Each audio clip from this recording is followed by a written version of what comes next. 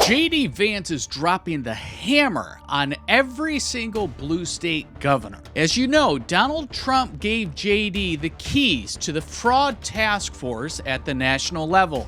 Well, he just had a press conference announcing their first activities. This is going to blow your mind. Let's get into it. First, we're announcing that the federal government is deferring $1.3 billion in Medicaid reimbursements from the state of California. Wow. And the simple reason is because the state of California has not taken fraud very seriously. So again, Gavin Newsom, the governor of California, is under the microscope with what he knew and when he knew it as it relates to Medicaid fraud in California. And JD freezing $1.3 billion in funds, that's sending a huge signal. But it's not over. Unfortunately, we have a reality that, again, we got to face.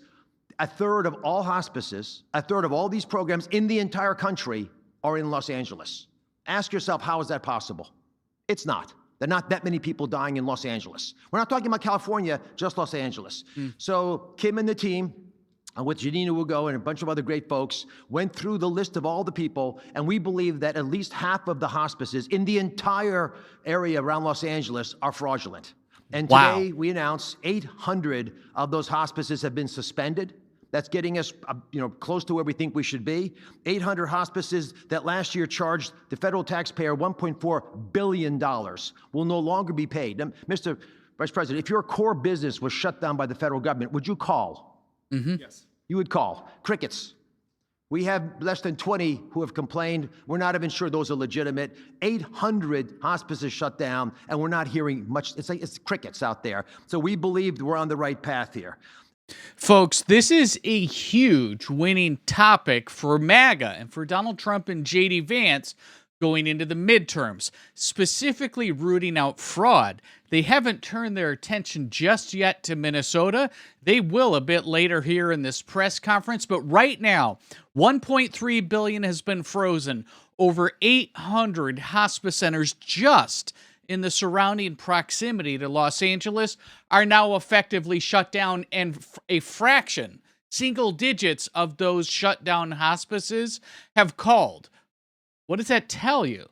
It tells you that clearly they were up to no good, or didn't exist, or didn't have any patients to care for, and were absolutely part of the fraud that the task force is looking at.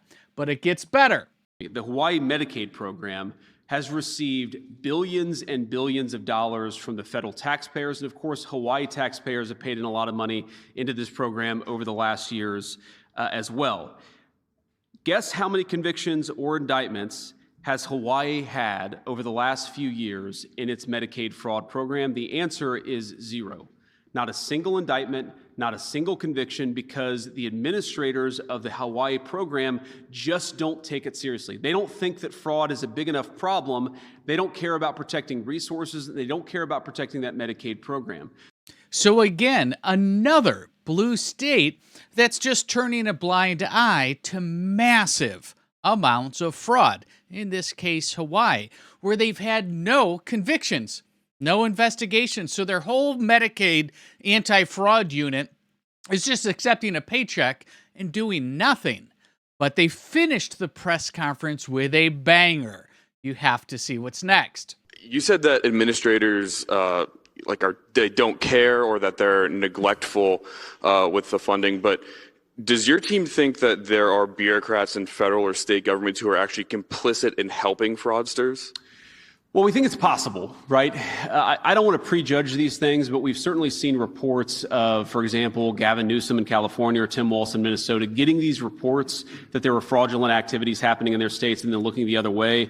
Whether that rises to the level of criminal conduct, I don't know, but we're certainly looking into it, because as much as we care about protecting these programs, we also care about ensuring that federal and state officers aren't violating the law. And if they are violating the law, then of course we have to prosecute them. That's an important part of equal justice under law. So we're looking into this stuff, but I can't commit to it, because unlike the last administration, we tend to only prosecute people when they've actually violated the law, not just because they have the wrong political affiliation. Again, Tim Walz and Gavin Newsom are now under the microscope on what they knew and when they knew it as it relates to multiples of billions of dollars of fraud.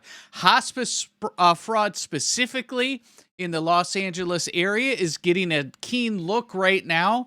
And then we know that there was a whole bunch of fraud that was under Tim Walz's watch in Minnesota. So I think we can all agree that J.D. Vance and Dr. Oz are doing a fantastic job with their first efforts with this anti-fraud task force.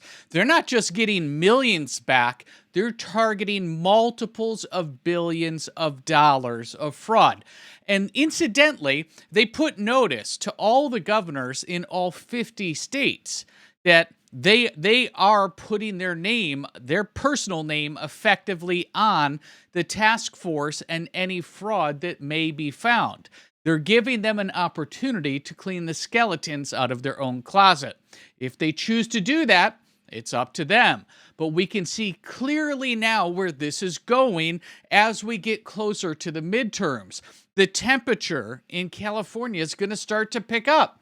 Gavin Newsom, one of the leading candidates for the Democrats going into the 2028 race for president, this is going to be the topic du jour for that race and for the Democrats to have to defend.